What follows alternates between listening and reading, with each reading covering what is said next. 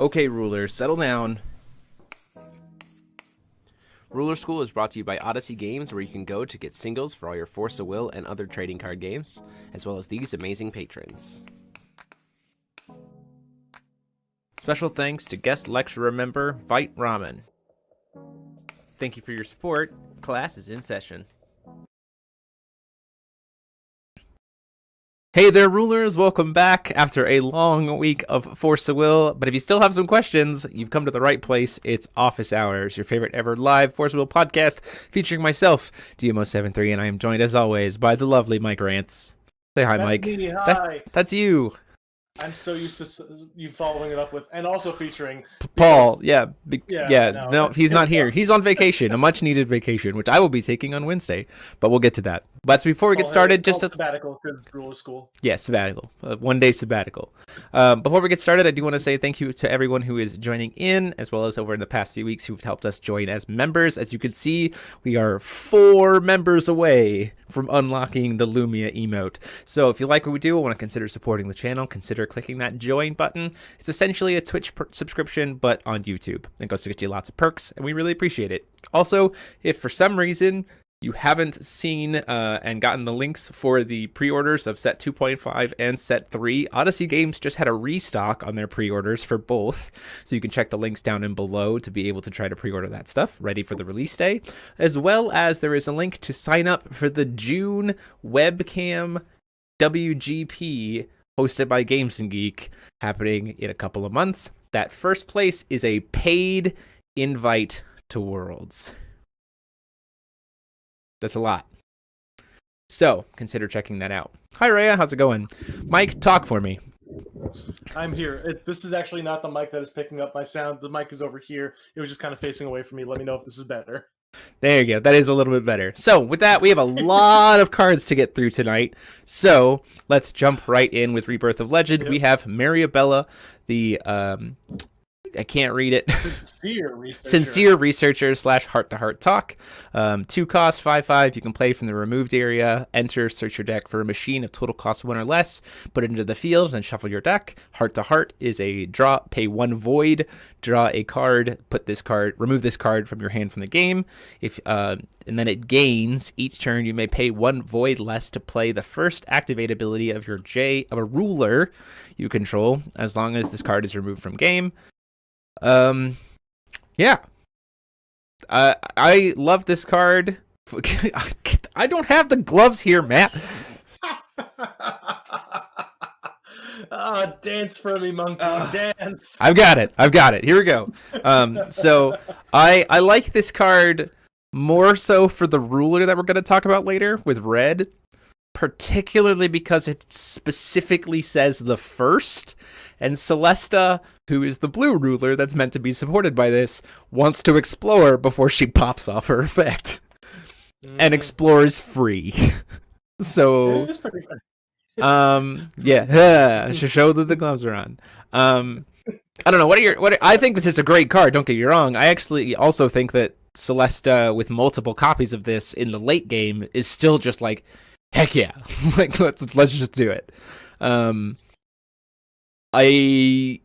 Overall, I think this is kind of one of the weaker Marvels we've seen so far from this set, because it also just doesn't really seem to do much on its own, which the other Marvels certainly did. I mean, I do want to point a couple of small facts out about this card. It says 1 or less, so you can play some Magnet and pull your healing gimmick out of the deck for a free draw off of that thing, which is kind of cute. Yeah. Deck thinning, like that matters in a turn 1 kill deck. Anyway, past that. Heart-to-Heart Talk being a card that interacts with void costs for activated effects of rulers is so goddamn cute. I'm so happy that this card does exactly what it does. Let me talk closer to my microphone, I guess. But the thing is, like, obviously you're going to see this and be like, okay, this works with Celeste. Whole thing. It works with... There we go, cool. It works with, obviously, the Red Rule that we'll see later, because she's in the artwork, and she's got a void cost to her, and it's really cool. But also, it's a throwback to Wanderer, because Machina uses void cost. Yeah, that's also true. Like activate abilities more It's wonderful, so flavorful. yeah, more of that like incidental wanderer support that just Rebirth of Legend has been like super nice. Um, Yeah, yeah, I like. Don't get me wrong, this card is awesome and I love it for so it gives many me ways than it just gives me like a New Frontiers. it gives me a mild amount of hope that they'll eventually maybe care about Wanderer possibly, but obviously I'm not gonna put my hopes up. But there's a little just a part of my cold dead heart that tells me, you know what? Maybe Eternal formats will see support one day. Maybe. Next up, we gotta go through these kind of quick. So expect some of these cards to get like barely talked about. Speaking of barely talked about cards, Valentina, 3 cost 6/10 that on enter take control of all resonators your opponent controls as long as this card's in the field. Great, that was a really fun time talking about Valentina. Move on to the next card. Hey, whoa! You can't just skip past my girl. I can in a format that has not only targeted removal but also ways to get around barrier removal and the fact that she is terrible for a 3 cost. That is very correct. Power creep on the old lady. Anyway, like, don't get me wrong. Like, this card is absolutely an idea of like this card's going in the cube. Like, 100% we're putting this card in the cube. It's a great card for that. It's a great card for things like formats like Conqueror or things like Genesis or Epic Stories. Like this card is awesome. But like in the current New Frontiers format, with what we have to be able to deal with these kinds of threats, it's just too expensive for what it's trying to do. And most of the time, you're not going to get that much value off of it because a lot of decks are running quick cast resonators anyway. A lot of decks that go wide, all of the wide stuff is really tiny because then they're going to bump it up with Research Institute, and you don't probably have a Research Institute, so then they're just back to being tiny on your side, so it feels bad. And it doesn't, like, she'd be better if she doesn't win you the game. I don't necessarily know if that's true, but like if she was the same cost but gave the things she stole swiftness, I'd be fine with it. But the fact that like even if you steal them, you can't do anything with them that turn, and we don't have something like Alter or Leviathan to like make use of and sack them. That's the big thing is we don't really have a payoff for this card yet, which is why. I want to use this with the.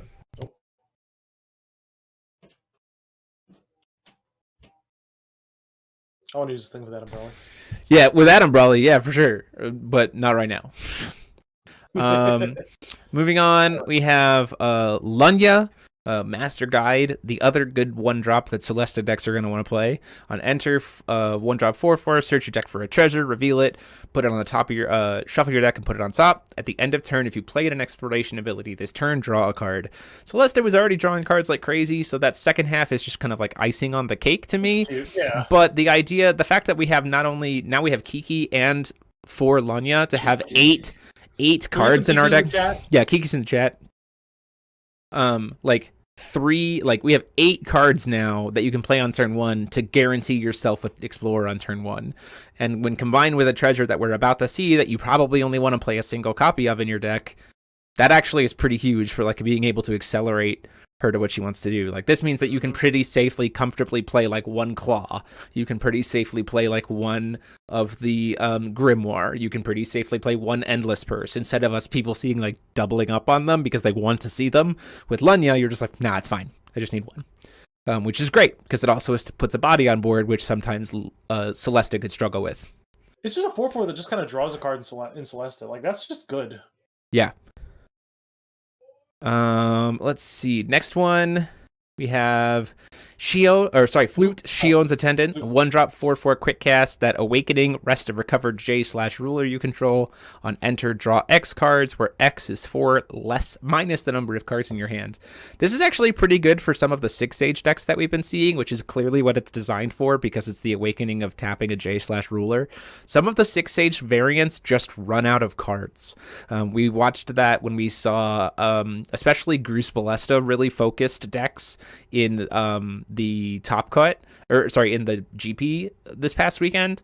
Like, some of the Gruus Ballesta focused lists just like get down to 2 cards and then just sit there for like ever, and sometimes sit at top deck mode.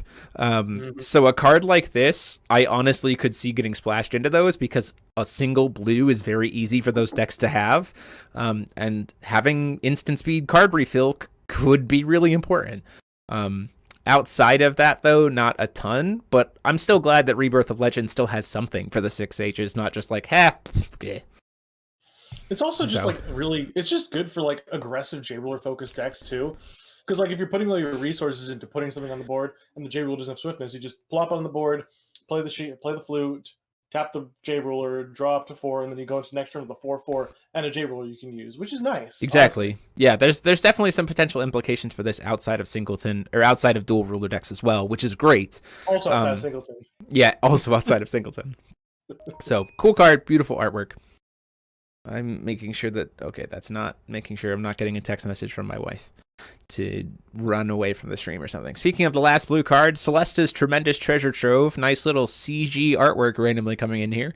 There's CG rendered artwork. Alliteration too. Yeah, thank you. Good old so one drop, quick cast, draw a card, shuffle it into your owner's deck as it resolves. Treat this card in your removed area as 2 treasures with 2 different names. It is still just 1 card, and all copies of this card share the same 2 names. So you can't like mill 2 and have 4 names, which is good balance and design. So we're not dropping Wise Dragons on 2 for free. Jeremy, real quick, I don't think this is CG. This is done by SO, who did the. Oh, that's true. The like bubble golem artwork and a bunch of other artworks. That guy's really good. That's true. It's just very realistic looking, which I'm not very used to, but it's very well done. I think this is again a card when we see with like Lanya that this is going to be probably a instant one of in pretty much any Celeste deck, especially if you're playing Lanya. It's probably going to be the first treasure you hit because typically first treasure off of Celeste just doesn't do anything. So like this is fine. And also like Wise Dragon that much faster, like great. Yeah, like Wise Dragon is an absolute Wise Dragon is an absolute unit of a card. The problem is he's just like a little too slow right now, and so that slight acceleration for Celeste could mean a lot for sure. Mm-hmm. Yeah, Wise Dragon's on 2, baby. Let's go. Wise Dragon's on 2 for 2. Like that's pretty good. So that's all of our blue stuff. Again, we're going to be kind of moving at a pretty fast clip. So next up, we're going into green. Priscia, Seeker of Friends, 2-cost quick cast. Search your deck for a Resonator, total cost X or less. Put it in the field where X is the number of times you have already played a card named Priscia's Big Show in this game. Then shuffle your deck. Priscia's Big Show is a 1-cost 4/C2. Put this card into its owner's hand as it resolves. Very clearly designed for Welser because he can cast it for free every single turn. This is also something that I think Welser likes because now he can kind of play a deck that's not just ramped to 10 stones, which is definitely something that like this gives Welser a reason to like, oh wait, I haven't comboed off to 10 stones yet. Oh, I can still do really good things, which is kind of what Welser's been lacking in his initial builds that we've seen. I know that there's some people who are like, get it to 3 and go Priscia into Priscia into Priscia into Priscia.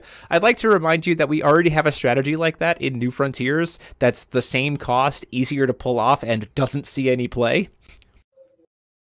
Like, it just doesn't. Like, Sigurd into cat into lethal, like, that's still a play line, and it just doesn't exist. Like even though you can do it consistently. So like I talked about this before about it feels like Force Will is starting to kind of show us, and we'll talk more like with Rebirth of Legend, like nut hands or like super heavy like hyper pop-offs just aren't as viable anymore. Like they are going to have more consistent answers to them. And this feels like the exact same thing. Like I personally would rather have this as 4 utility instant speed, 4 unique instant speed altars in a Welser deck than trying to like pop off into a big board. It's just me though. Honestly, the card even on its own is just like, I'm going to come back to the Magna statement again because dropping this on 2 with Magna just gets you the healing gimmick too from the deck. Like. Yeah. X is 0, baby. Let's go. Yeah, for sure. Absolutely. Like, there's just, I mean, like, and that's the thing is, it's a cool card. It's a toolbox card, which is really cool. We don't see a lot of like Sigurd is probably the best toolbox card we've gotten in a long time. 803 had a lot of good toolboxes. This one's just like, all right, cool. Here, set up your toolbox the way that you did with Alter. but it just kind of synergizes within itself. Yep. Which I think is really actually very nice design. And Welser, it does make the Welser star one that swaps with the top of the self, and it also makes Welser's star cancel a little bit more viable because like you can kind of peek and be like, hey, I want the expensive card on top so that I can cancel something good. That's not necessarily saying that it's going to see competitive. That's not going to see competitive play. I'm just saying the idea of like, because I think you have to look at spoilers in both the idea of the competitive and the casual environment, right? And so a lot of Welser's, like the actual Welser support suite, even in a casual setting, just doesn't really have a lot of consistent application. And so giving the casual Welser players something like this is going to make their deck work better, which is going to be more fun, which is, I think, the point of Rebirth of Legend as a set. So like, great.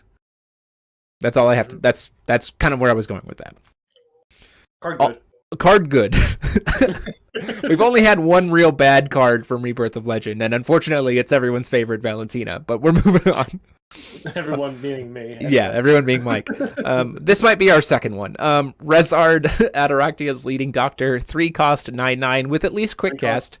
Whenever a resonator is you control is put into a graveyard from the field, put it into its owner's hand. Cards in your opponent's graveyard lose all abilities.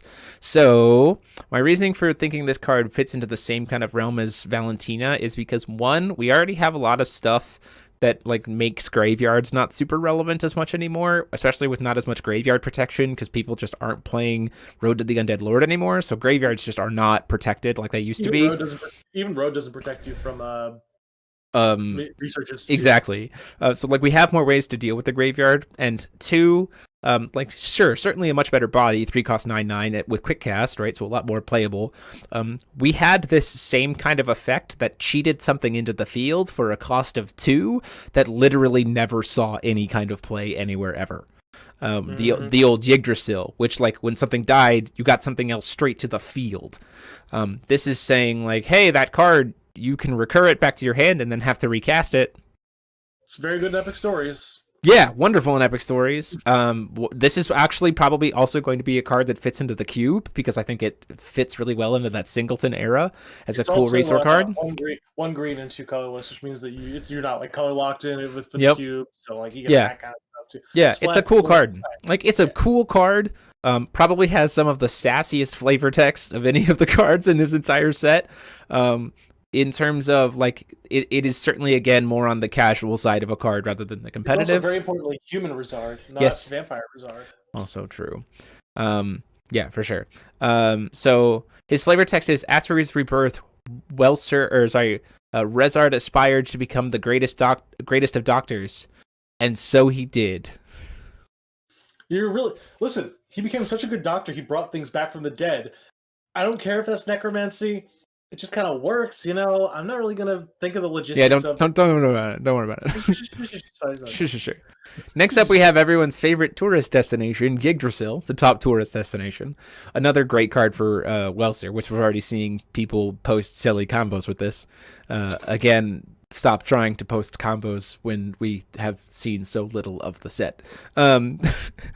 Don't get your hopes up on certain ideas. Yggdrasil, enter, draw a card. When played this card, treat it as a chance. So for the sake of Welser, this will recover a stone. Treat this card also as a magic stone when checking the number of magic stones you control for an effect or a seal ability you control. That talks to Brad, which we'll get to later. Treat this card also as a resonator when checking the number of resonators you control by effect of an effect you control. I'm not really sure necessarily where that falls in, except for like cards that maybe cost less for each resonator you have. But that feels weird. I don't really know if we have much of that. No. I was thinking like if it dies, does it count as being a resonator? Nope. Sent to the grave, but it does not. It does not. So don't get me wrong. I think this is also another wonderful thing for. It's just a cantrip card. Honestly. It's just a cantrip card, and the fact that Welser gets to use it is nice. The fact that it's also some Brad support, which is like, well, we need to see.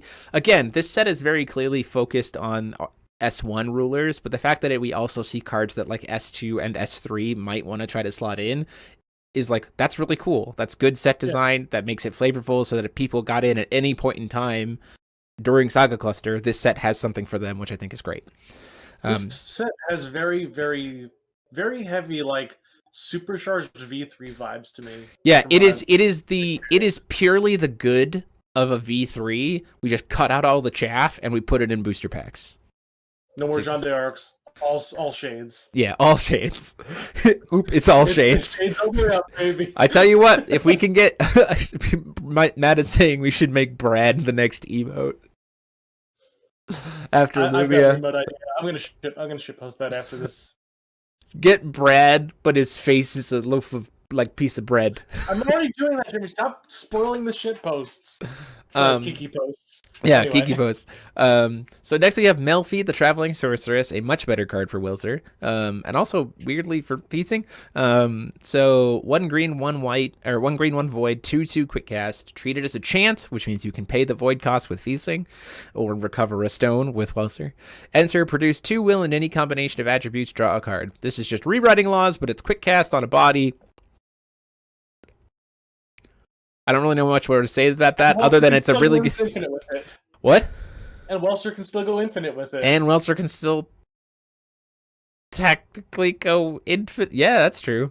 Because you just. Yeah, baby. Because it's a chance, so you just put it back in your. Actually, it won't though, because it goes to the field instead of to the grave. They thought ahead. They didn't print Wanderer jank. Yeah, so no, it won't do that. But it is very cool. It gives filtering. The question for the playability of this card really falls into like cluster play for Welser in regards to what tools he has and what tools he wants to get access to for multicolor, as well as for feasting. Like, what it technically lets you turn feasting's tap pay 1 for chance into tap produce 1 of any color for whatever. 2 of any color, actually. Pay 1 mana. Color, right. Well, I mean, like you essentially convert the stone and her void into 2 for whatever you wanted to cast, rather than just chance. Which is for cast spells. Yeah, which is neat. So certainly a unique card. It's one of those cards that how do I put this? Like, rewriting laws was really only ever used in combo decks. Correct. And nothing we've seen out of feasting so far has really needed to worry about will fixing. And because she's already playing as a combo deck, or she just has the resources she wants anyway. So again, cool. Necessary and gonna find room in a feasting deck? Probably not. Certainly, maybe looking at it more so after cluster, based on what our stones are when we lose dual stones, but also 6 Sage's Stone exists. So, like, is this a card you're going to want to run in your 40 rather than just another better card? So honestly, I'm very excited for this thing in Conqueror. Oh, yeah. Oh, God. Really oh, God. I'm ready for the feasting Melfi, like OG feasting. Yeah. Drop this, play another elf, get an elf token, make the elf token. I made a deck for my locals that was just like alter feasting. So you just spam a bunch of tokens and stop. Oh, so Speaking of weird cards that I want to stop, Farisia, the Lady in Autoractia. Farisia is probably one of my favorite cards of Alice Origins. I just don't like her face in the artwork. Like, I like everything about this artwork except her face. Yes. 2 cost. Red. Yeah, exactly. 2 cost, quick cast, 7/7. And she has a very similar vibe to her green-black version. She's just a human. 0, target J/Resonator you control gains barrier until end of turn. Play this ability only once per turn. And pay 1 green and discard a wind card. This card deals 1,000 damage to target J/Resonator. So, it took essentially her green-black variant, gave her quick cast, made it so that her barrier wasn't all the time, and then made it so she couldn't buff, and had to actually pay for her burn rather than just throw things. The fact that you have to pay for this actually makes it not good. Also, this doesn't have doesn't have flying. Yeah, like the other one did. It's like, I like this card a lot. Again, this is actually probably going to replace Farisia in the cube, because Farisia is a cool card for the cube, but the more and more we've played it, it's just like, oh my gosh, she's so good. But there's like nothing that this is doing in New Frontiers that a deck couldn't already be doing with other things that are more likely to see play. Does that make sense? Makes sense. Also, very importantly, this is another way for green to deal damage directly to J/Resonators. We don't normally see things specifically geared towards that. We see cancels, we see return to hand, we see spinning effects, but we never really get to see like pure damage destruction, which is really cool to see on this one. Yeah, I agree. Flavor, like very, like very flavorful, very cool card. I dig it a lot, but I'm still just like in New Frontiers, like maybe in Cluster when the New Frontier stuff rotates out, but like in New Frontiers right now, there's nothing that I'm like, I don't have a card that can already do this. Here's an idea. She's a 2-cost human. Conqueror with Einherjar summon. I mean, like, I don't hate that. Like, I don't hate it either. Especially since she gives barrier. Like, I think that's actually pretty dope. But like, again, that's the beauty of Rebirth of Legend is like every format has enjoyed this set, which is like dope. Matt, I think that those are stakes attached to her. Like garter belt strap thing. Yeah, garter straps. Vampire hunter. Yeah, the knives and vampire yet, which is why you're getting to that, and they're probably metal stakes. Flavor. Speaking of vampires, Dracula. Probably arguably the most needed of the Marvel rares. So we're going to talk about him probably the most out of any of them. So Dracula, reborn vampire, 1-cost 4/4 with flying and barrier from white. +1/+1 counters on this card do not cease to exist if this card moves from the field to the graveyard or the graveyard to the field. When this card is put into the graveyard from the field, at the next end of turn, put this card back into the field with 2 +1/+1 counters on it. It has a Remnant for 7-cost. You may pay 1 void less to play this card from your graveyard. For each 1/+1/+1 counter on it, destroy all J/Resonators your opponent controls. Here's why I think this card absolutely needed to get printed. No, but here's why. Yes, but no, but here's why. The problem with Mikage as it stands, if you watch our past Vow Wednesday, there's 2 ways to build Mikage. Both of them are terrible. Way number 1 is that you build Mikage with cards that don't really require his like sacrifice effect, at which point why are you playing Mikage, because you should just play a different black ruler. And secondly, you have to play Mikage to be able to capitalize on his sacrifice effect, which means you have to play suboptimal cards that make it so that your opponent can easily play around it. Okay, great. This card immediately changes that. Like, now we can play a good black deck that also gets to use Mikage's effect every single turn, especially because Mikage can target the thing you're sacking with his own effect. So, like a turn 1 Mikage can go play Drac, sack Drac, put 2 counters on Drac, draw a card, revive Drac. Oh wait, he has 2 +1/+1 counters on him from the revive. Great. Now he's a 6/6 and I drew a card and he's got flying. Go to your turn. Do you want to kill him? He'll just come back on my turn as an 8/8 with flying, or swing with him, sack him, bring him back as a blocker. Like, single-handedly makes you actually be able to use Mikage consistently without going neg on value, which is the biggest problem with his mechanic. And on the J Ruler side, it also lets you go plus with his kill something mechanic, because you just swing with Drac, kill their thing, bring Drac back. Like, yes. And there are certainly answers for this card, right? Exorcist Mage exists, cards that RFG things from the graveyard exist, like, right. But this is at least something that Mikage wanted. And so I'm very excited to see what Mikage decks can be like now that they can restructure themselves to be a good black deck that can also still use Mikage to generate card value. Mm-hmm. Like, because that's the biggest approach to Mikage. Is like, oh, it's a black deck that can just draw cards every turn. Well, that sounds great. We just didn't have a good way to do that. And then I'm going to add to this little fact here. This card opens up so many avenues in Conqueror format. It is ridiculous. Yeah. I want to talk about some of the basics. Alucard Dracula. It's a vampire that stays on the board. So if you have a kill spell, you get to Judgment for free. Easy number 1. Number 2, Fox. You constantly have a dark source to use. That gets bigger. Yeah, that gets bigger every turn. And then you do that. And who else? Incarnation cards, getting your Alpha Temps on turn 1 and getting back a 6/6 flyer with Barrier White. Ooh. Ooh. Yeah, this card is Alter. Yeah, also just a free every turn. Alter. Sack to alter. Yeah, for sure. I also think someone mentioned let's see. Drac is easily the best card in Black. Dracula the Mikage needed more than ever. Yes, absolutely. Yes, also the neatness of interdimensional graveyard plus Drac. So interdimensional graveyard plus Drac, the two of them technically trigger at the exact same time. So you can stack it so that interdimensional graveyard targets Drac, but then Drac reanimates himself before it resolves. So you still get the token and you don't lose the Drac. So now, so much. What? Anyway, You hate judges? Because they'll enforce that ruling like a bunch of fuck. Remember to order your triggers correctly, children. Also, I want to point out somebody said that Drac is the best resonator in Black.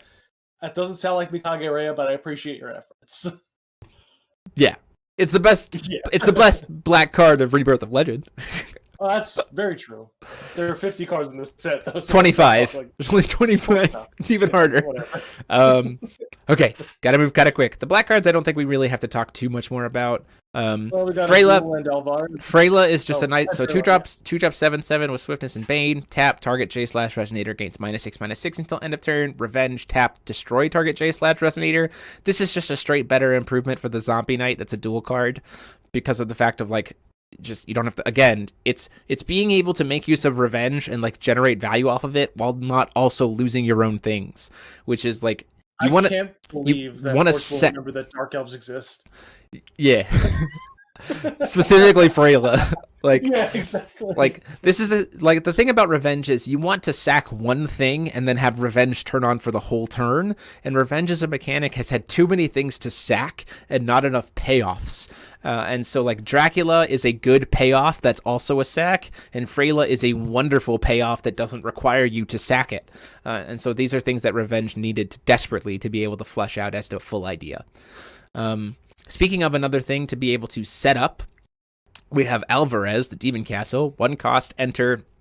1 cost edition, enter. Put 200 Darkness Vampire Resonator tokens with flying into the field. Non-Darkness J/Resonators gain -2/2. This again is a turn 1. Lets you go turn 1, play this, apply a stat neg to your opponent's board, generate 2 tokens, sack 1, make 1 a 4/4, and draw a card.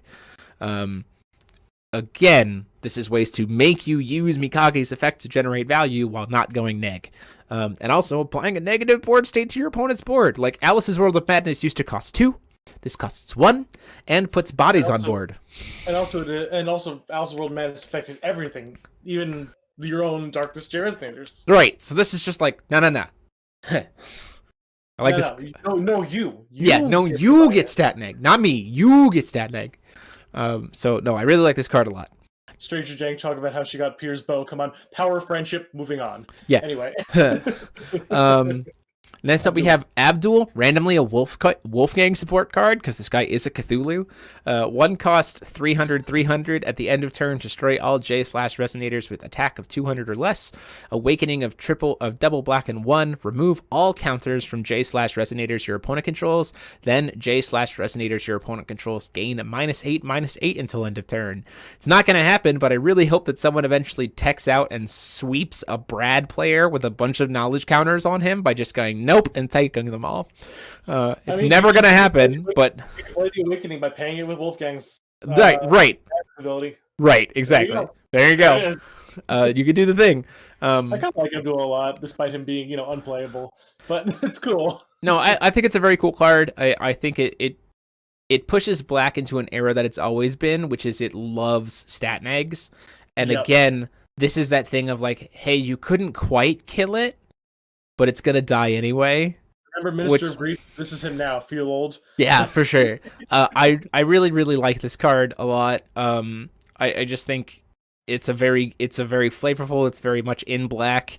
It again, the bad Black mechanics, like the bad Black decks, have been like setups that aren't worth it or that like cost too much, and payoffs that are terrible, like, or not enough payoffs. And I think that this set as a whole, like, really helped to flush out our bad Darkness Ruler to give him setup that doesn't feel bad to use and better payoffs, which is great. And I like to see it, and I certainly can't wait to try playing Mikage again with a new approach. Hands down, that'll just be fun. Lastly, we have the Ragnarok Stone. My favorite darkness card of the set. Let's go. If you don't control a J/ruler, I don't know why it's a J/. If you don't control a J/ruler called Ragnarok, invading Dragonlord, enters the field rested. Calling a magic stone does not cause your ruler to rest. Tap, produce 1 will of any attribute. Wonderful card for Ragnarok. I'm a little bit scared of the fact that he now has 8 5-color stones. But there's also something to be said about maybe the idea of playing this in a Gruus Ballista deck based on the matchup where you try to grab it as a one-of real quick on a turn that maybe you feel like you don't necessarily need to pop off or feel the need to defend yourself just so you can't tap for the rest of the game. But also, I don't really know how necessary that is. Like, it's completely unnecessary. It's only going to see you playing Ragnarok. I really love the fact that it causes your J ruler not to rest because it just means that you get like literally all of MSW right to work with Ragnarok. Yeah, which is great. Which I like that. Yeah, if they had to give him a support card, this is exactly the kind of support card that they wanted. Because now Ragnarok can look at set 2. Yeah, like you say. Yeah, it's very immediately like a thing that is meant to interact with set 2 and kind of bridge Ragnarok's gap between set 1 to set 2 to set 3, which I really, really like. Yeah, so that's the end of Rebirth of Legend. That's all 25 cards. So a scale of 1 to 10, 10 being amazing, I would personally put Vingolf 3 at like a 7 in terms of a set, like comparing to because we're comparing to Vingolfs, right? Scale of 1 to 10, where would you put this set? Personally, I'd put it at like a 9. I was about to say 9. Yeah, I think very good spot for this thing. It's just like the cards in the set are very, very strong, but not like, oh, sweet, this is game breaking. Nice, love it. We don't have any of those. We don't have any Welsers. We don't have any. Yeah. No, anyway, but but we just have like really, really good cards in the set. Cards that like are definitely power crept over older cards, but ones that are done so in either a flavorful way or an interesting way. Yep. Which makes it more fun, especially because like you look at a card like Welser and you're just like, all right, cool. You just play that in the deck and you just tempo out your opponent. But you look at Dracula and you're like, cool. So it's made for mikage, but also, hey, look at this breadth of like 7 years worth of other cards we can synergize this thing with, and it actually does something there. Yeah, for all sure. Relevant races, all relevant abilities for legacy support. It's just very, very interesting. Yes, absolutely. We could replace all Vingolfs from here into the end of time with sets like this, and I'd be down for it every single time. So down. Like even keep it as 5-card packs. I'm down for it. Let's go. I'm pretty sure I have either like 5 or 6 boxes of this ordered. I am at 10. I'm at 10 that I'm opening for this set. I will have a full art playset of this entire set. I'm very excited to not pull all the Marvel rares. No, Victoria, someone paid $5, and because it's an hour, which is approximately the length of the game, I've said that if people pay a $5 super chat, I'll wear the gloves for the freaking stream. And it's mainly just Matt that does it to me all the Matt and Rustin. Hey, Matt and Rustin doing the people's work to make me wear the gloves again. Speaking of the people's work, let's talk about Faria, the people's champion. Going into this new set. Hold up. How much money has Matt spent on making you wear gloves, Jeremy? At this point, we're getting close to probably around $70 to $80. Like, we getting there. Matt, you fucking legend. He did. I mean, he did. On the island. He did earlier ask how much for a stream where I'm just Gil Lapis, and I said to $250, and he hasn't super chatted that yet. So I mean. Getting there. Go! I got the wig over in the corner. I could go. Yeah, honey, put on the wig. Yeah. Anyway. So let's talk about the new set. We have 4 rulers to go through. So first off, we have Excalibur Genesis. Judgment pays 0, only to play this card if there are 4 or more guidance counters on it. At the beginning of your main phase, choose 1. Put a guidance counter on this card, or put a guidance counter on target entity you control. So guidance, produce 1 white. Guidance 1, produce 1 white. Guidance 2, draw a card. Guidance 3, put a hero from your hand into the field. So I like this a lot. There's really not much more that we can talk about on the front without also talking about the back, so that we can talk about guidance counters as a whole. Where is she? She got spoiled. She, Spoilers. yeah, I know. I just have her in a different spot on my downloads. So Faria, the Swordsmaster of Creation, Imperishable 15/15 on enter. Put the top card of your Magic Stone deck into the field rested. Then move all your guidance counters from this card onto entities you control. At the end of your turn, put a guidance counter on target entity you control. So, she's a big idiot.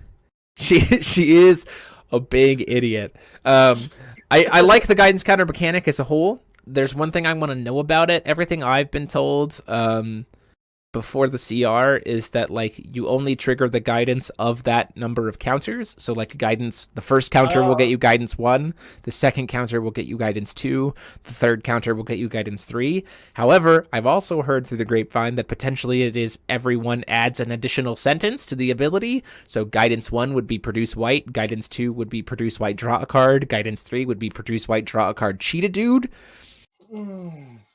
That feels that feels a little much, but also like as a mechanic I really like this. Also, what happened to guidance 4? It doesn't have guidance 4 because it just has guidance 3. Yeah, just get it every single turn. That doesn't make sense. I like this a lot. I like that her flip fuels the cards that she's been playing, like it, because she's very clearly designed to be a white mid-range kind of like very resonator heavy based deck. So I like the fact that flipping her like accelerates what you've been building towards as opposed to being like a standalone effect, which is cool. 15/15 with Imperishable is gigantic. Mike has abandoned me in my time of need. We just need to see what guidance. We just need to see what guidance does, like with other things, before I think we can give a better sense of it. As a mechanic, though, just passively generating that advantage, I really like. Like this is also a white Mylist on 1. You know what I'm most excited for, honestly? I'm really glad that we have a sword as a ruler now, so that in Epic Stories I can play the sword book matchup versus the tree book matchup. Just have a really nice little inanimate object duke it out. The new players coming in, just see tree book versus book sword. I love it. I love it so much. Let's go to our Marvel rare. We have Schrodinger, the white cat. 1 costs 3/4. On enter, choose 1. Put a guidance counter on a ruler you control, or put a guidance counter on an entity you control. Whenever 1 or more guidance counters are put on a ruler or entity you control, you may rest target J/Resonator. This is one of our, in the same vein of super niche Marvel rares, very clearly meant for Faria, is not going to see much play outside of a Faria deck, but also the more of these you have, the more guidance counters are terrifying when, again, we consider the fact that Resonators are probably the main bread and butter of this deck for finding lethal. Having 2 or 3 copies of these on the board mean that every single turn, Faria is going to be tapping down 3 of your things. Yes. That's a thing! Like, that's... Let's also talk about the fact that you, turn 1, can drop double Schrodinger, put 2 counters on your ruler, and the next turn Judgment. Can we talk about that, Jeremy? Yeah. Can we talk about that for really quick? Turn 2, and also not miss Stone Call. Oh yeah, that's pretty good, yeah. Oh, by the way, it's even worse than that because you go... It's even better than that because you go turn 1, double Schrodinger. Schrodinger 1's going to draw you a card. Schrodinger 2's going to cheat a dude into play.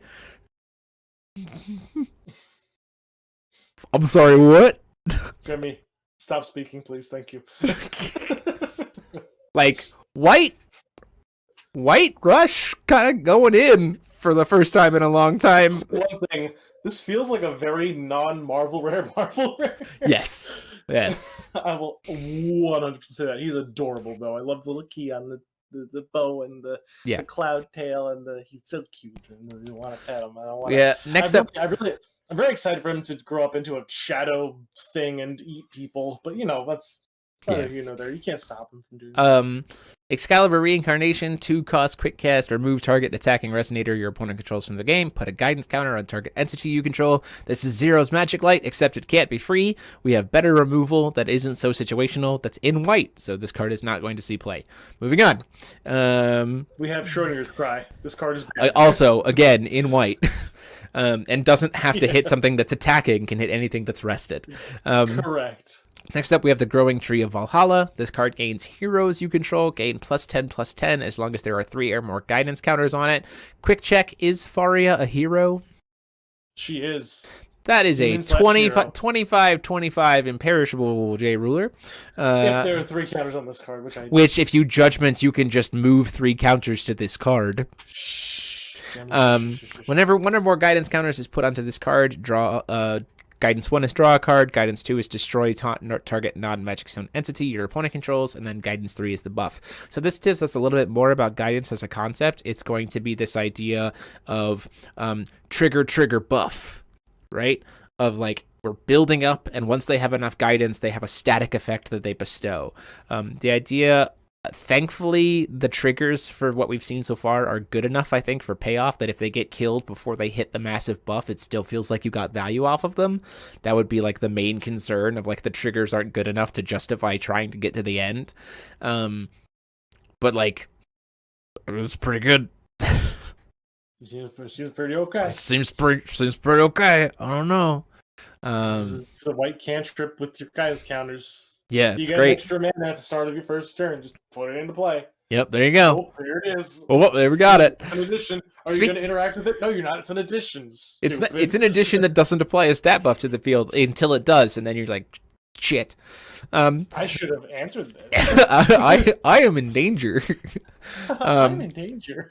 Violet, the Atomic Automaton. Moving into our red stuff. Judgment for 2 red. Pay 1 void, draw a card, then discard a card. Play this ability only once per turn, which means you can also play it during your opponent's turn. Heart-to-heart talk seems real good with this. And then Judgment of 2. On her flip side, she is a 8/8. That can discard a card to give her +2/+2 or swiftness or flying or first strike or precision, drain or barrier until end of turn. It's cool to see. I talked about this in the Facebook post. It is cool to see the idea that Red's draw power for the longest time has been tied to draw discard being turned into an actual deck, as opposed to just what their draw engine is like. Yeah. Right? Like, for the longest time, anytime a red deck would draw a card, there was some discard involved, but, like, they never really played around with that. And I really like that this exists. Same. Just as a whole. You know what I'm really excited for this card for? What? Epic Stories of Time Spinning Witch, so you get free draw 1, discard 1 at every single turn. Yeah. Yeah. Consistency. Also, I really like the fact that she could just turn into like a reanimator deck if you want her to. Yeah, absolutely. Like, she doesn't just have to be like discard atoms to get effects. You could also just be like, oh, reanimate. Whoops. Red, black, blue, reanimate with like Dance of Shadows and Lover's Lock. How about that life? Seems alright. Seems pretty decent. Seems definitely fun. We're going to quickly talk about the Atom, because I think it makes more sense to talk about the Atom immediately after looking at her. So this is our first one. It is Gradius. Quick cast for 1 red. Target J/Resonator loses all abilities until end of turn. Then this card deals 800 damage to it. I absolutely adore this for things that die when they hit the grave. Also steals things like Imperishable, which is hilarious, as well as stealing things like flying or precision or first strike, like it steals symbol skills. Celeste. Yeah, well, yeah, also Rip and P Celeste, like that's just unfortunate. Unless you give her barrier. Oh yeah, give her barrier. Crown, hey, Crown. Ooh, Crown might see some play, especially with Lanya. That's another one that has definitely been like, I don't want to see this hardly ever. I don't want to play more than one of this, but I really can only benefit by only playing one. Lanya. So target J/, and then here's the thing with we have to presume that this is for all atoms. I mean, I'm just going to go out on a limb. When this card is discarded by the effect of or as the cost of an ability of Violet, you put the spell's effect on the chase as a triggered automatic ability. So 1 can't be canceled, at least by cancel spells. Once we have a way to cancel. Yeah, we'll get there. But like gets around most cancel spells, most if not all, cancel spells. But also like encourage. This is what I'm talking about of like turning Red's draw discard into an actual deck. as opposed to just a draw power. Like, I'm going to filter through my deck to get to the pieces that I want as like a scientific chain reaction while also still like doing things to the game state. So I'm not going to lie. I wish this did say buy a card named a Violet. I wish it said buy the effect of a J/ruler you control. Because then it would have synergy with like Scarlet and Charlotte and certainly that would have been really nice, like backwards support. It makes sense that they didn't because of the way Forza Will designs main sets, but but cool overall. If this was in Rebirth of Legend, maybe it would have had that effect. Correct, but it's not. Speaking of the payoff for the nice chemical reactions, so we have to assume that there's at least 5 different atoms at this point, because we have Atomic Bahamut. 6 cost 4,000. The biggest stats on a resonator we've ever seen. Biggest stats on a non-stranger resonator. Correct. As you play this card, you may remove any number of atoms in your graveyard from the game. You pay 1 void less to play this, so a maximum you could remove 5 and pay him for 1. This card gains Swiftness, Flying, Pierce, First Strike, Precision, and an Enter effect of J/Resonators your opponent controls. Lose all abilities until end of turn. Then this card deals 4,000 damage to each J/Resonator your opponent controls. Players cannot chase to this ability as long as there are 5 or more atoms with different names in your removed area. Makes sense that it doesn't have to be the ones that he removed for cost. As long as they're sitting in the removed area, you have successfully created a chain reaction and summoned Atomic Bahamut, and he blows shit up. Yep. I really like the flavor of this. I like the fact of what it does. I like its payoff for using the red mechanic idea concept. I like that it naturally sets itself up, like it is its own enabler by naturally playing the deck. I also like the fact that he doesn't give himself barrier, and like also has the vulnerability of being canceled. So like you got to be careful when playing against a green deck because Welsir sucks. And hopefully we have some way to be able to recycle atoms. I like this card a lot. Yep. I feel like there's going to be another kind of deck based around him where you like use something like Gatekeeper of El Savario to draw it to like remove actively your atoms from your hand to draw them. Yep. So that his effect goes online much quicker. The one thing I will say about Atomic Bahamut is that he's definitely a little bit. I'll let this sink in. Is that he's definitely like the flashiest card I think we've ever seen in this game's history. Yeah, like flashy as hell. Like if this man resolves and you don't have a way to like, you deserve to lose if this man resolves. Yeah. Like, but the thing is, like, it's not out of the norm for Force of Will to have a card like this. Like we've had so many cards that just win the game when you play them. Like Umer's been in the game forever. Yeah, people in the EU water community is like, oh, Umer's balanced, and then just continues to get trounced by him. Yeah, but constantly. Like, I don't know. You have so many cards. Just like he's just a big boy. I want to see somebody just raw dog him for 6 and just hit their opponent. Yeah, that's all I want to see. I just want somebody just. Yeah, absolutely. So then we have one more red card, which is another way this idea of like payoffs. So it's Firestorm, 1 red and 5 colorless. As you play this card, you could remove any number of atoms, pay 1 less. This card deals X 100 damage to target player or J/Resonator, where X is 4 multiplied by the number of atoms with different names in your removed area. So let's say an average of like 3 is it with different names multiplied. So let's say we get to 5. So this is potentially a 1 cost to deal 20 to your opponent's face. Which is worse than a Bahamut, which is worse. Yeah, exactly. It's worse than a Bahamut, so it makes it bad. This is a card that I honestly think could have cost 3, and still had that cost net stat effect, and I'd probably be fine with. But I'm a little bit hesitant to that because it says player, like. Kind of like you said, it just feels like a worse Bahamut for how expensive it is. It feels like a lot of burn cards. Like we saw, like Mindless Mujdart cards are really, really strong, and they don't see play because burn is terrible. Right. And this card also is terrible. Yeah, for sure. Let's jump into blue, who I actually think is very exciting to talk about. We have Olivia. So much. Olivia, the treasure, the Thunder Empress. 2 cost. 2. She's a mermaid, pays 2 for judgment, has a named ability of Olivia's determination. If you would choose or target randomly, you may choose or target non-randomly instead. You can only perform the effect of Olivia's determination only once. You can only perform the effect of Olivia's determination ability per turn, and only once per turn. Of 1, so you can't use front and back like on the same time you judgment her, because she has the same named ability on front or back. It's really weirdly worded. And then God's Art of Come to Me, Dolly. Pay 0, search your deck for a card named Dolly, Olivia's Electric Dolphin, put it into the field, then shuffle your deck. We'll talk about Dolly in just a minute. I feel like we kind of have to talk. We gotta have to talk about these cards like back to back to back. So, Mermaid, Barrier. She's a 10/12 Barrier Chant, which is actually surprisingly relevant. Barrier Chant outside of normal Barrier is the best barrier that exists for a J Ruler. For J Ruler specifically. Enter. Put the top card of your Magic Stone into the field rested. She has the same determination effect.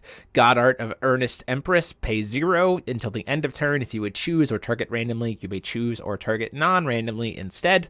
That feels great. And then very quickly, because we kind of do need to talk about them all together, because of how fast our God's Art pops off, we have Dolly, Olivia's Electric Dolphin. The one costs 4/4 with Barrier. If you would choose or target randomly, you may choose or target non-randomly instead. You can perform this effect only once per turn, and has an enter effect of choose one randomly, produce blue, return up to 1 non-Magic Stone, non-J Ruler entity to its owner's hand, or draw a card. That was a lot to talk about. You're talking about the fact that Dolly's ability isn't like a triggered ability. It's just like it looks like it's a continuous ability until it says you may only play this once per turn. Perform this effect only once per turn. It's a replacement effect. Yeah, it's so oddly worded. It is very oddly worded. It's not a trigger. It's just a choice of replacement that you can only replace one time per turn. I like to think of her these determinations as charges. So like every turn you get so many charges of non-randomness, and so they recharge at the end of the turn. That's exactly why. So like you get charges of non-randomness to be able to spend every single turn. With what we've already seen of the non-random cards, we've only really seen the ones spoiled here, which is like a little bit, but we also saw that 2-cost board wipe.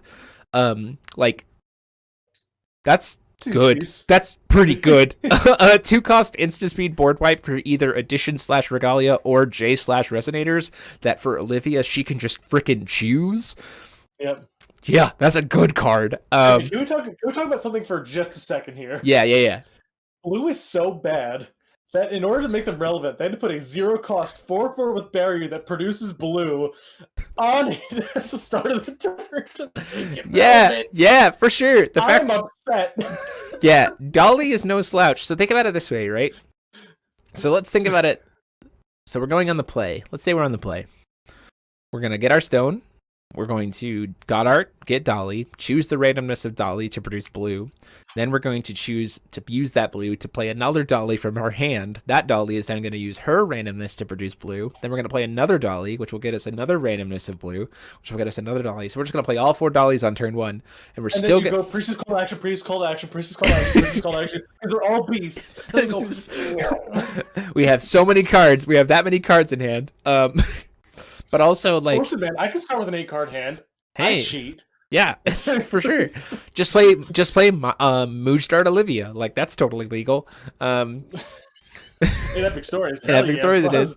Buddy, let's do it. So, I like this a lot because it, like you said, it is a little bit silly that we had to give Blue this much, like, early pressure for free to be able to, like, set up a mechanic so that Blue feels strong.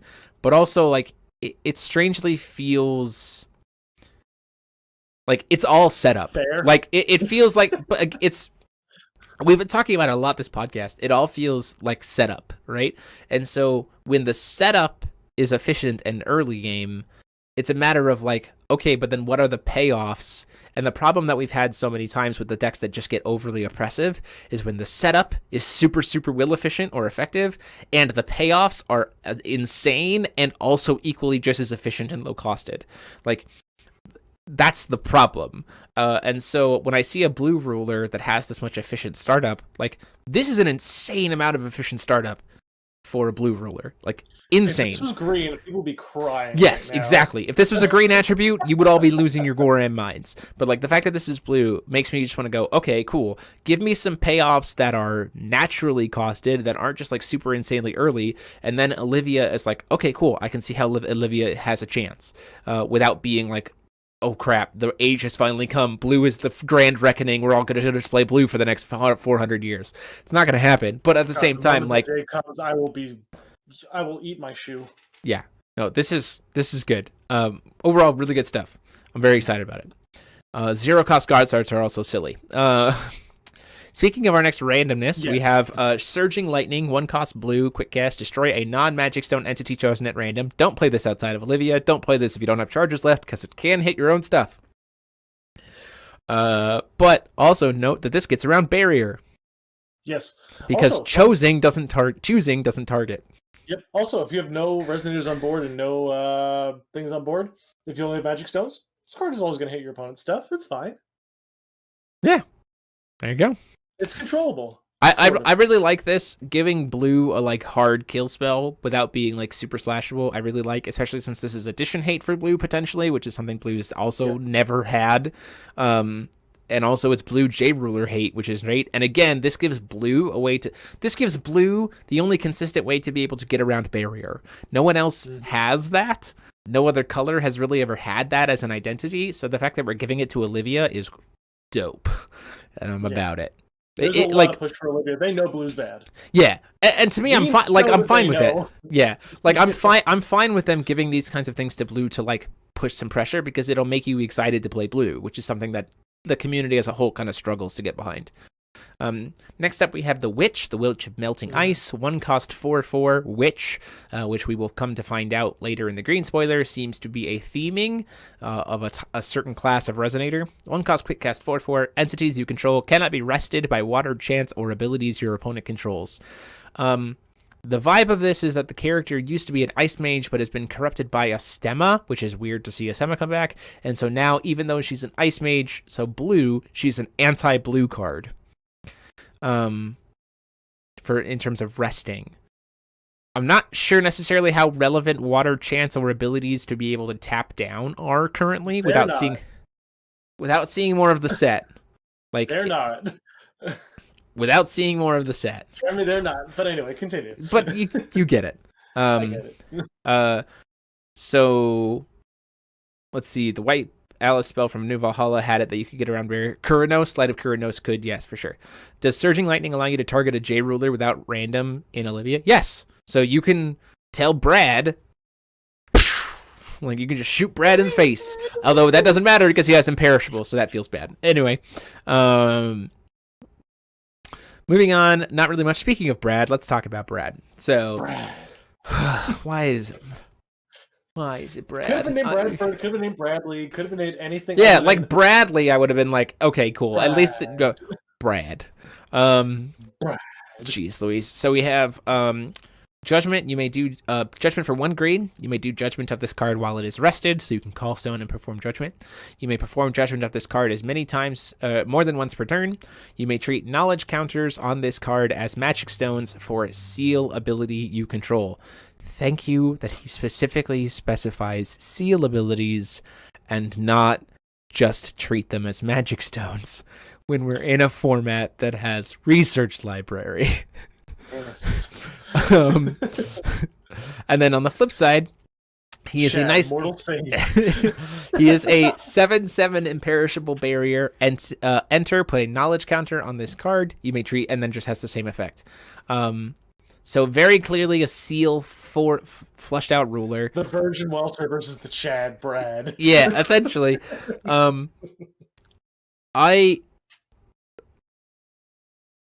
I need to see what we're building towards to seals.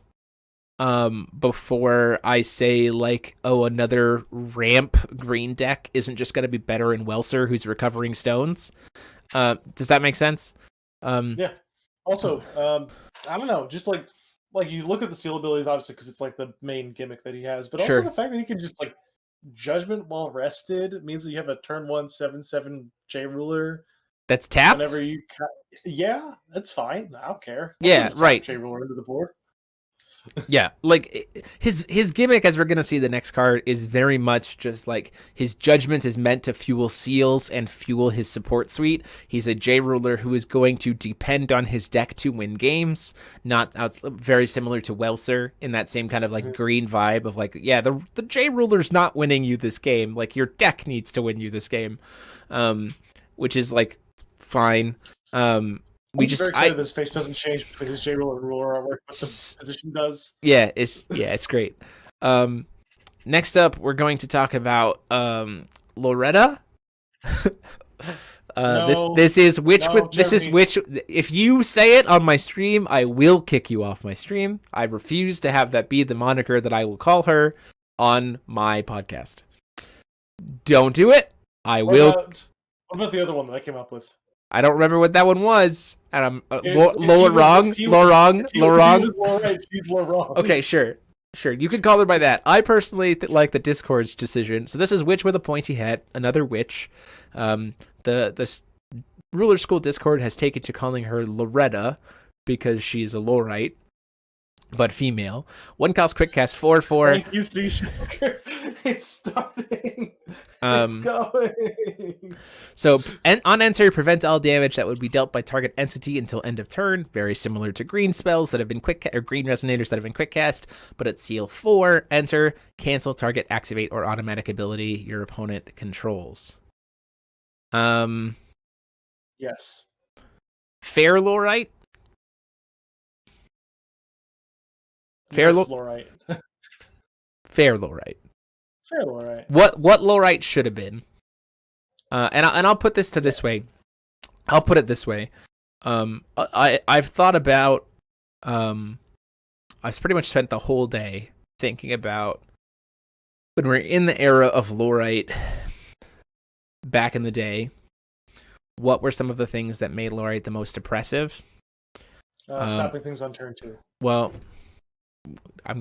you're right. That was one of the two things. Is it boiled down to 2 points for me.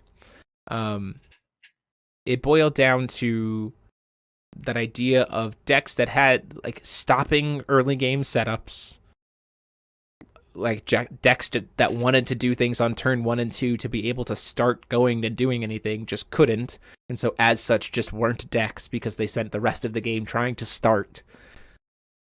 And the second part being that in Gil especially is that you technically had essentially unlimited Lorites just for free. Like he just naturally made it so that you could just have unlimited of him. And for me, this card fixes both of those problems for a little bit of a slight trade-off of having a second enter effect to give her more utility in the early game when she can't cancel, and a little bit better of a body. And so, like, I think that automatic and activate abilities have been needing to have something that cancels them for quite some time. So something like a Lorite. Are there things that I would change about this card? I would probably want to shift it to blue. I get why. Yeah, I get why same issue we had with Lorite. I get why they put it attached to a seal effect. I like that it's seal 4. So for me, like if you think about Brad, right? Stones and magic counters. So for Brad on the play, let's talk about this, right? The idea of stopping the early game stuff. If we're Brad on the play, we call for stone and judgment, we get 1 counter. We go to turn 2, we call stone, we get 2nd counter.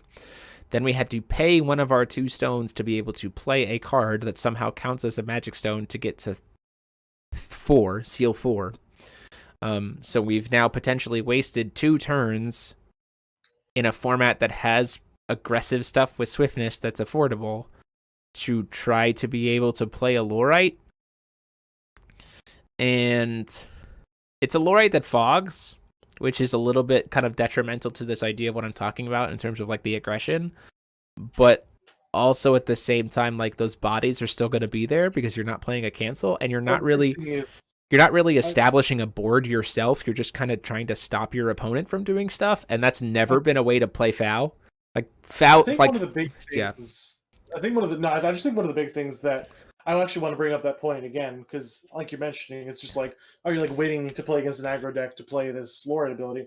But Lorite's biggest weakness was his inability to counter aggressive and tempo decks. Right. This card comes stock with the enter effect to stop aggressive and Yeah. tempo decks. It's this trade-off, right? Yeah. It's definitely a trade-off. But also at the same time, like again, looking at Brad, looking at what we've seen so far that gets him counters. We need to see more, obviously. I'm assuming there's probably going to be more ways for him to get counters. The question becomes, like, if you spend your first 2 turns being able to Lorite while your opponent is still establishing a board, this, like, Force of Will has never been much of a game where spending the whole game just reacting to what your opponent is doing has ever paid off. Like, Force of Will cancel.deck, like, is never... It's only been good with Kaguya. It's really only been good with Kaguya because of the body she represented. Like, this is just she was just a win con. This is just a 1-drop 4/4. And so we'll have to see. I get people's hesitancy with this card. I think it's kind of a necessary evil. I'm glad it at least is behind some kind of a gate. It's not too much of a gate that other decks aren't going to enjoy being able to see that. Like, other decks are going to play this card, not that aren't Brad, which I like. I got my eye on this. I got my eye on this card. I think Crucible Defeating is going to find good use for this card because you have the ability to, like, win Stone Shot, stones, get them back, with like a bunch of different cards. It just feels like it's just a natural progression for that kind of deck. Yeah, which I'm fine with. Like, because again, we talked about earlier this idea of like the pop-up, like the pop-off decks. This is also a good potential counterplay to those pop-off decks, right? Which is, again, fine. And I think that's kind of the story of what we've seen of Saka Cluster as a whole, is that we're kind of reshaping what the play environment, like what the play environment finds is acceptable. Does that make sense? Like, the play environment is shifting in terms of like how you can actually approach finding your way to victory in an era that's just kind of been super wild west for the longest time. And I'm a fan of that. It feels more like a good Force of Will than Yu-Gi-Oh, if that is a good comparison, I guess. The fact that it's just like, I don't know, it just feels like a necessary tempo card right now. It doesn't feel the way that Lorite felt. Correct. It doesn't feel like a control staple. It feels like a card that you want to play in like a tempo mid-range deck. Yes, I will agree with that. It's thinking of Lorite's abilities, and being just like the best stopgap to a lot of things. Yeah. So next up, we have the first card that clearly synergizes with Brad wanting to kill himself. I don't really know what else to say other than that. 1-drop absorbing. His name is Brad because he's living the millennial dream of constantly dying. There you go. We found it. Figured it out, man. Absorbing knowledge. 1 cost green. Destroy target J/ruler you control. Draw 2 cards as if green needed more draw power. But I like that it's connected to Brad. Like, you're never gonna play this outside of Brad. Faria has Imperishable. That's true. Faria also has Imperishable. No. And Celeste gets Eternal. Mikage gets Eternal. That's fair. That's fair. This isn't a cost to draw 2 cards, bud. It's just destroy target general you control. It's part of the effect result. But you have to target something. Yeah, you have to have the J ruler. But yeah. Yes. But if it has Eternal, it's free. It's 1 mana draw 2. Yeah, it is free 1 mana draw 2 potentially for some decks. And then we have, I hope we see more cards like that for Brad that like have him sacrifice himself, because those are also cards that can see play for Eternal rulers, which I think is very cool. Also, Gruce Ballesta, like Gruce Ballesta is just like, yo, what's up? The better Immortal Sage. So next up we have number 4 anti-magic, 2 green, 1 void, quick cast. You may play this card without paying its cost. If it targets a spell that was played from the graveyard, just remove target spell from the game. By just Sigurd. It's just by Sigurd. It's just Winds of Salvation. But for graveyard cards. But for graveyard. Well, it's Winds of Salvation and also fuck Sigurd. Yeah. Also, real quick shout out to the Star of David on this card's artwork. Let me give a shout out to my Hebrew Shebrews and non-binary Hebrews in the chat right now. L'chaim. Oh my gosh. So people have noted that Feasting can play the void cost for this 2-cost cancel, to which point I go, yeah, okay. Or you could just play Alvarez Feasting and pay 2 and cancel something with Feasting while generating a body, I guess. So like, okay, but I do like the fact that this is a card that, like, there's not really much in the format that has Remnant. So like, obviously, as Remnant spikes, as Alice Origins rotates and Remnant potentially returns as a play style, this card obviously sees more flexible play. I mean, in an era of Sigurd though. In an era of Sigurd though, I love this card. I think this card is great, and I can't wait. The question to me becomes: is this enough of a deterrent existing to, just by existing in the format, naturally deter people from playing Sigurd? Yes. Yes? Yes. 100%. I'm fine with that. I'm fine with this card being a natural deterrent to people even trying to attempt to play Sigurd. I think this is like, you play 3 of this in your sideboard if you know you're playing against Sigurd, and then you win the game. Exorcist Mage was removable. Exorcist Mage needed to be, it cost mana, which is ridiculous. Why against Sigurd? Make me pen to play a card. Yeah. No, but this thing is just like, 0 mana, Sigurd's gone. Easy. Simple. Yeah. And also, it's not useless outside of that. Like, if you're playing a long game, like, you can be playing a long game. If you're not playing against, like, immediate FTK decks or, like, the Ouroboros OTK decks, which are just kind of naturally being threatened in other ways. Like, Winds of Salvation saw play during its heyday.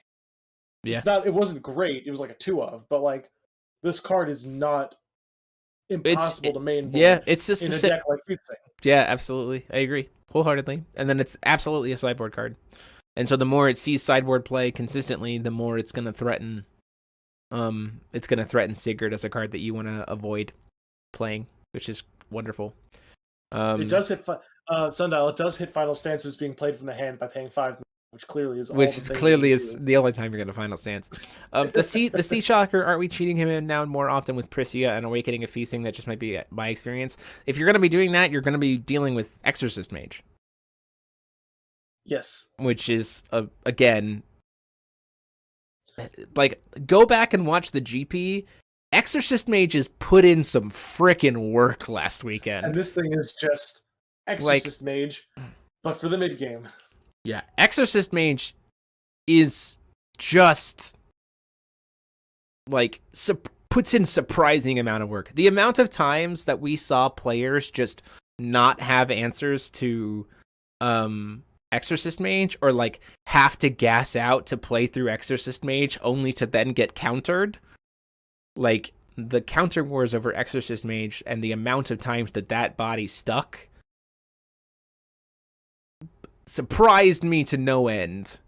Over those players. Yeah, and also true, like, again, the Final Stance decks. Hello, my name is Loretta. I will be stopping your game plan today. Canon name. Look, I wanted to at least have the feminine name, okay? So P-Hat Witch, baby, let's go. So, and that's true. That's true. I can't kick you off for that. So that is the end of the spoilers. We covered a lot of cards.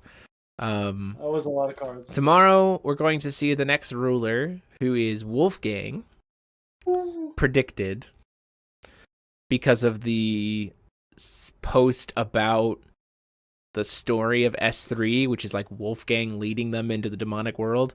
So somehow that skinny demon boy is Wolfgang, would appear. I'll be interested to see what Darkness brings to the table. Darkness in Saga Cluster has kind of struggled to find an identity. So we'll have to see what what Wolfgang can bring to that outside of like Cthulhu's aren't really a darkness. It's just kind of like, yeah, it's just Cthulhu's, right? So I'll be interested to see what that looks like, and whether it's even connected to Cthulhu's or anything else. Tomorrow. So far, what do I think about this? I'm trying to think of. Let's close it here, Mike. With the cards that we've seen so far, and the rulers that we've seen so far, what are your impressions in terms of this set's potential implications into the New Frontiers meta, as well as the potential, as well as like looking at it as a follow-up to the design approach that we've seen so far in Saga Cluster? Yeah, I think that it's... Because I think those are two very different questions. Yes, agreed. For New Frontiers, I think this is a set that's going to be a very nice, like, sort of stopgap some of the highest power level cards that came out of Alice Origin when the company was just kind of transitioning. Obviously, we've seen a lot of powerful cards since then, but I think that, like, the cards in this set are very much meant to, like, butt heads with the ones that are from older sets, which I think is nice. And I think it's a really good, just kind of mishmash between what we get. In terms of cluster format, though, I think the more and more answers to Wolfgang OTK in cluster format, the better. Just because, obviously, like as you lose a bunch of cards that were really, really efficient at dealing with Wolfgang FTK, the deck's gonna get better. As long as we have something to stop things here, that's good. Yeah. I think the fact that we're focusing on bombs a little more is nice. Like we see Atomic Bahamut being like the win condition to end all win conditions, essentially. Like it's a clear, like, this card is meant to win you the game when you play it by interacting with your J Ruler's abilities, which are decent. Yeah. You don't really want to Judgment Violet a lot just because she's not like a relevant body. Yeah. But at the same time, playing her amounts to Bahamut. Bahamut is basically your J Ruler. Yeah, and but it also doesn't feel necessarily too bad to flip her because like you're getting it. Violet's feels chain reaction, like chemical reactions, right?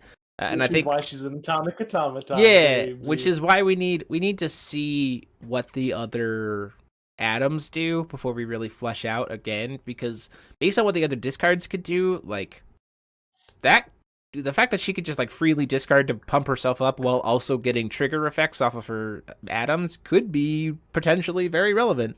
We just need to see.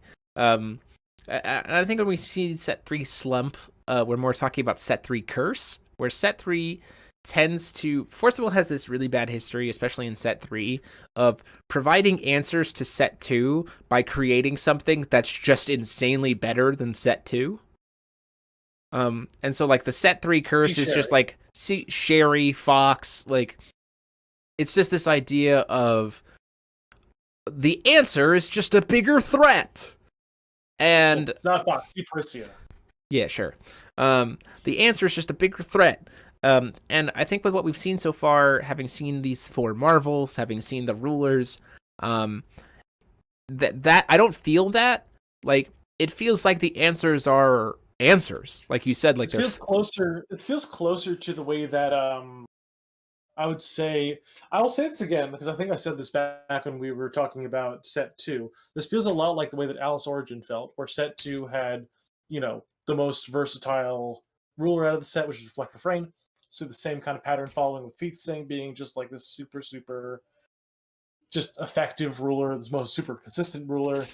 We see really strong combos coming out of this set. Back in Alice Origin, it was Alice's World combos. Now it's Wolfgang FTK, Ouroboros FTK, all these kind of things. And then set 3 just brings in like power cards that are meant to curb power. In Alice Origin, we saw Wall of Wind, Seal of Wind and Light. We saw Alice Original, not Alice Origins, I think is what you Alice mean. Original, sorry. Yeah. OG Alice. But we're seeing kind of the same thing, and I feel like if we keep seeing this, we saw some of the coolest cards ever created in Forcible's history came out of the original Alice 3 set, came out of TMS. We saw stuff like Shio and Support Suite, Allosaurus' Support Suite, saw Sylvan Light. We're just gonna interdimensional escape, like Vessel was in yeah, that one. Apollo, yeah, Apollo. We Final saw Forfeit, more. I think was also in this. No, that was Dang it! You're so close, Jeremy. I'm like one set away. But the biggest thing, I think, is you see cards that fell off in power, but were still some most popular cards, albeit Priscia and Space-Time Anomaly. Two of the cards that were just like cards that were like not great, but were really, really fun during their respective eras. Sure. And I'm hoping we see the same thing here. I think in regards to the New Frontiers application, from what we've seen so far, my biggest takeaway from this set is that idea of stopgaps. Like, we've seen cards just in here, stopgaps that aren't bigger threats, that are just stopgaps, which I think is important. I think it's important to have cards that are stopgaps, because I think that sometimes when you don't have those, or have them be too wheel inefficient, or have them just be ways that like you don't really want to play them, RE like see everything in the AO3 Rezard era. Like the stopgaps for Rezard felt bad to play because Rezard was just doing it anyway, and also just better will efficient than you. And also the fact that the stopgaps to Rezard were also the things that went infinite combo. But that's oops, right, DBV. Right. But like Rezard, like I look at these stopgaps now and I go like, these are stopgaps that I will want to play and are actual stopgaps. That like the decks will have to actually respect rather than just like play through. And they're not, like, with what I'm seeing so far, there's nothing in here that makes me go, oh yeah, all of the previous rulers are just outclassed. Right? And I think that's the fear that we've had going into set 3. Just in general in Force of Will's history. Like that set 3 just says is like, oh well, why would you play anything other than these? And I know that that's the current mindset when you look at MSW, is like, why would you play anything other than the twin rulers? And so that's where I shift my conversation towards in the cluster and like the approach to set design as a whole, is with what we've seen so far and the way these rulers are fleshed out, it gives me a lot of hope and it gives me a lot of excitement talking about future clusters, because this is now yeah, it gives me determination, because this is now 3 sets plus a mini set that have shown us that cards, that they want to approach cards as doing one thing again. Like there are utility cards, like I look at like Priscia, like that is a utility card, right? Like utility cards exist, but it's not like, hey, everything does 8 things. You know, which we've seen out of like the Alice Origin stuff. DBV cluster stuff and Alice Origin set 3. Like, but now they've shown us 3 sets worth of, and arguably the idea would be if the Marvel rares aren't like that, then the rest of the set's probably not going to be like that too. That I feel like they've figured it out, you know? And so like I look at this stuff, and I look in the context of cluster format with the 6 sages, and like if they bring us something in this set that is that nice stopgap without being a threat to answer things, to answer heavy burn, or to be able to do something more efficiently against the Wolfgang OTK other than just relying on Lumia to reset your life, then like we did it.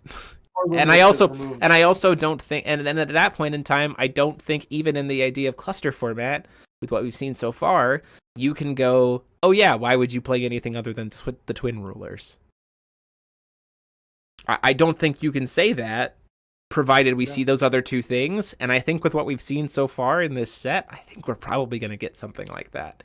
Honestly, Olivia bringing out the Dolphin is like kind of on par. Starting the game with a 4/4 that produces mana is sort of on par with getting an extra card. Yeah. It's not like immediately, comparable, but it's like, it's not just like, oh, why would I not play the twin rulers when I could play this card that has 1 ruler and this 1 effect? But it's like the 1 effect's pretty good. The 1 effect exactly. And that's the thing, is like, it's this idea of introducing an answer or introducing another avenue that's not just infinitely better than what you were already playing. Like, if you introduce these 5 rulers and their support suites in the idea of cluster format moving forward, allow them to play at the same level as the 6 sages at the Saga 1 ones, and then suddenly your cluster format has this kind of great divide and like flexibility to it, then like that to me speaks to good set design, good game approach design, and like just a good environment. Right now we have a couple of things that in the cluster environment are outside of that norm, which is Burn and Wolfgang.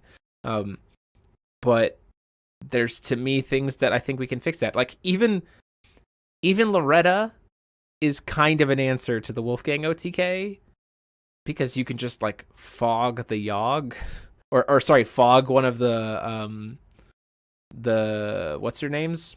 Shubs. You can fog a Shub and then block another one. It's not great. Yeah. It's not great, and like I said, I feel like, but with what we're seeing, I think we're probably going to see something like that. I think we're going to see something that is that stopgap without being a threat. And it has me hyped. It has me very excited, and I think we've seen within the past couple of years. I think we can speak to the fact that the player base right now is showing more genuine interest and drive to either to get back in, to get in, or to get better than we've seen in a long time. And I think that this set, with what we've seen so far, is going to continue that trend, and it makes me very excited. Yep, same here. So, really diverse decks, just not very diverse rulers. Yeah, I that's a good point. Hello, Sharingan and Ninja. So that is actually going to be it for us for tonight. We went pretty long because we had a lot of cards to talk about. We're probably going to go. Spoilers. It's a lot of spoilers. 5 a day is a lot to go through for just a week. Again, just want to talk again about how we are not going to be doing Foul Wednesday this week. I am taking a sabbatical on Wednesday for a different thing to do for my night off because Paul is on vacation and I want to chill. But we're very grateful for all of you for watching, especially potentially newer players. We hope this discussion was helpful for you.